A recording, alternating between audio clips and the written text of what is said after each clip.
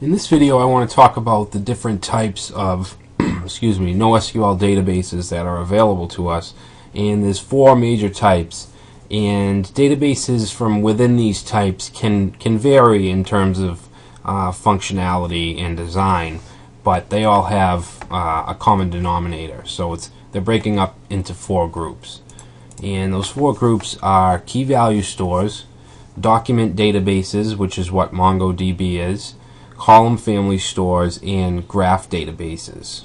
Alright, so let's go through each of these four types. So key value store is it's definitely the simplest type of NoSQL database. It uses key value pairs and a hash table. It has a unique key which points to a value. A logical group of keys is called a bucket.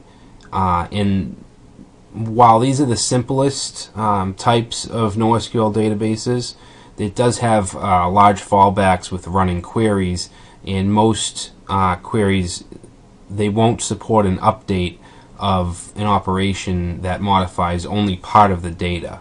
Alright, so there is limitation with this type of NoSQL database.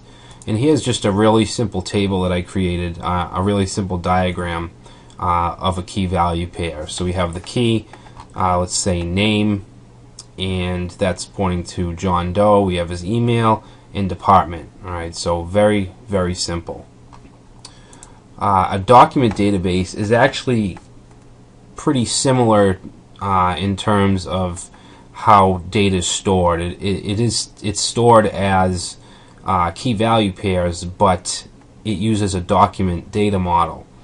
Alright, so it provides structure and encoding of the managed data, and we can use different kinds of formats to deal with this data. The most popular being JSON, but you can also use XML, BSON, and there's others as well. With MongoDB, we'll be dealing with mostly JSON data. Because of this document data model, we can perform nested queries, and we can do much more with our data than we can with a key value store. And these documents are independent units which provide better performance, and it makes it easier to distribute data across multiple disks.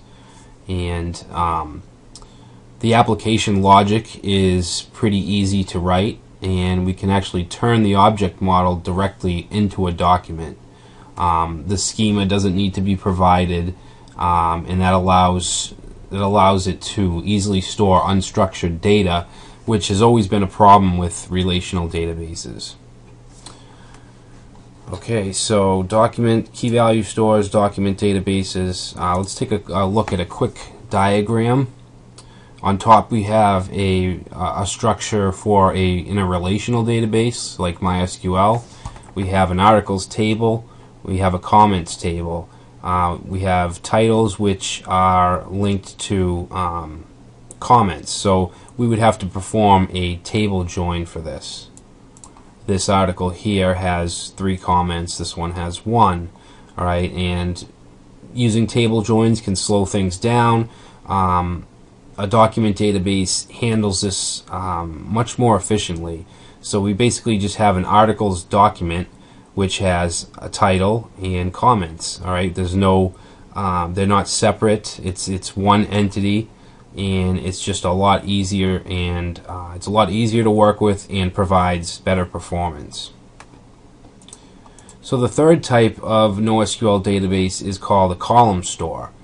And with a column store, the data is stored in cells that are grouped into columns rather than rows like traditional databases.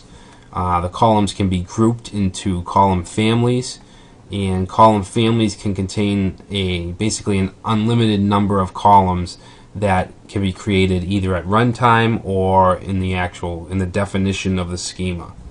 And these are generally for storing and processing really large amounts of data across many machines, and it gives us faster access, search, and data aggregation. So here's a diagram of a column store database. So we have basically the whole thing is a row, Alright, we have a key which points to our column families. So this will be the super column family, and we have two columns with our respective data. Alright, so it's just set up a little differently than traditional row-based databases. So the last type of NoSQL database is a graph base. It's based on graph theory and uses a flexible graphical representation as opposed to the traditional tables and column layout. I personally haven't worked with graph databases, but I've read about them.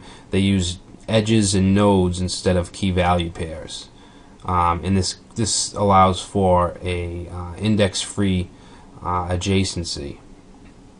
It's often used to store information about networks, such as social connections, and compared to a relational database, it's usually faster for associative data sets and maps more directly to the structure of object-oriented programming.